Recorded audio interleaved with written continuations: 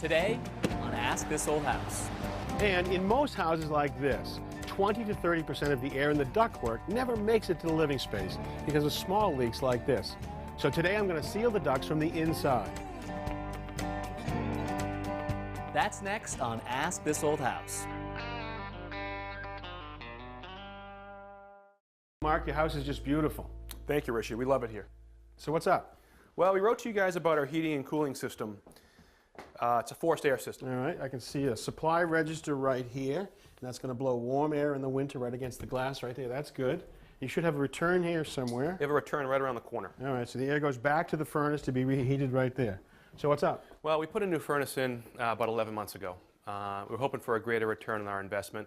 Our utility bills are much higher than we thought they'd be. That's not good. No, it's not good. And you know, the other big problem here is that we'd like to see more consistent temperatures in the house. Inside the house? Specifically upstairs. Okay, well, you're not alone. A lot of people with a forced warm air system complain about being uncomfortable. Yeah, it really has been. And you know, another thing we noticed is that it's just very dusty. There's just dust everywhere. It's very annoying. Let's see what you got.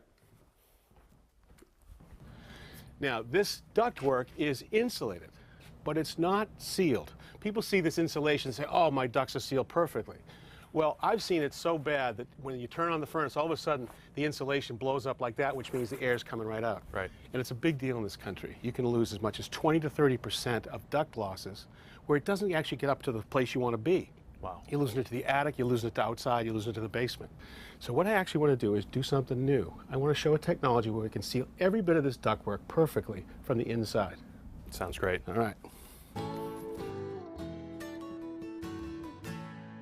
Mark, say hello to Steve Taylor. He's going to help us seal the ducts today. Hey, Steve. How are Hi, you? Mark. So how'd you get started? So we've already started upstairs. We've sealed all of the supply and all of the return registers. So now any leakage that we measure is coming just from the ductwork. Okay, great. And then you tested the ducts? We did. We ran a pre-test. Okay. So we used the fan in this box Okay. to blow air into the duct system and see how much air is going to leak out through the So that pressurized the ducts, and you got it tied into the computer here. All Correct. right, so how'd we do? We lost 307 CFM, cubic feet per minute. And that's equivalent to a hole in your ductwork of about 58 square inches. That's a big hole. Wow. So let's do the math. 307 CFM, this is a 4-ton system. That's like just under 20%, right? Correct. Okay. So 20% is not coming back to be reheated. You're heating your neighbor's house. It's unbelievable. All right, so how do you seal the ducts? So in order to seal the ducts, we need to do it as an aerosol. So we're going to use this sealant. We use the same fan that we used for the Yep. pre-test. Yep. We have a nozzle that injects the liquid into the duct. The small particles that are now in aerosol travels through this flexible duct here to a Y branch. Gotcha. Then it can go to the return and the supply, and we seal both at the same time. You know, you got heated air coming out here. We want to keep that in the ductwork. Well, on the return side, it's under a negative pressure, so it's pulling air in. Remember you complained about dust? Yeah. Well, if these leak and there was any dust down here, it would be sucked into the ductwork and then distributed all into your house. Okay. So all this happens from inside the ducts? It does. We're not going to actually line all the ductwork. We're actually going to only seal where the breaches are, the breaks in the ductwork. So we might see a little bit leaking out from right here.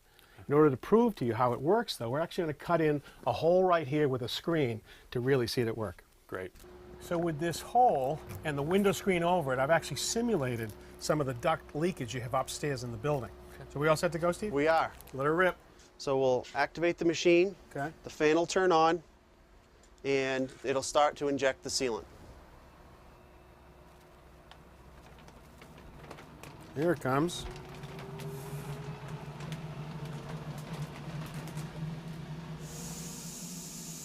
Right now, the airborne sealant is flowing through the pressurized ductwork, and it's squeezing out just where they have an opening in the ductwork.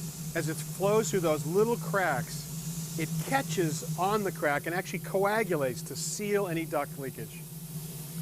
Now, any of the sealant that happens to leak into the living space can be captured from this scrubber fan onto the filters. All right, well, we are done, and now I can actually show you just how effective this was. So instead of the hole, look at this. The window screen where the hole was is completely sealed, and that's really the same as all the leaks in your ductwork. That's cool. All right, So Steve, what's our final numbers? How do we do?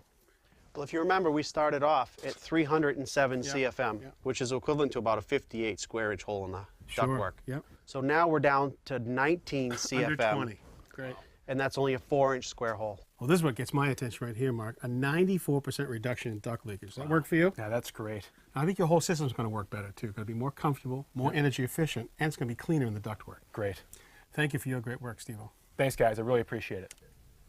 Boy, I like the way that tightens up the system. That's smart. It's unbelievable. It's going to be more efficient. It's going to be cleaner. But I think, as importantly, it's going to be comfortable. The air that you heated or cooled gets to the right place. Now, think about what the challenge is. With metal ductwork like this, every time we have a longitudinal seam right here, this is not airtight. It's going to leak out through here. Every time we bring two pieces together, it wants to leak. How about this? These are both called takeoffs, where we'd come off of a branch right here. Now, these have metal tabs. Now, you cut a hole, bend the tabs. Well, that's not going to be airtight. The issue is we're losing 20, 30, 40% of the air that should be going into the living space for heating and cooling, going to the wrong place. Wow. I mean, think about it. Where we end up putting ductwork is where nobody really wants to go.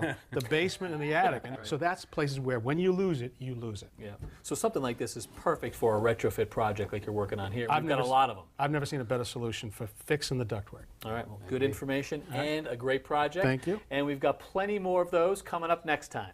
So until then, I'm Kevin O'Connor I'm Roger Cook. I'm Richard Dewey. And I'm Tom Silva. for Ask This Old House. You know, I really like this system. You have a house in mind, I know. I know you. I know you.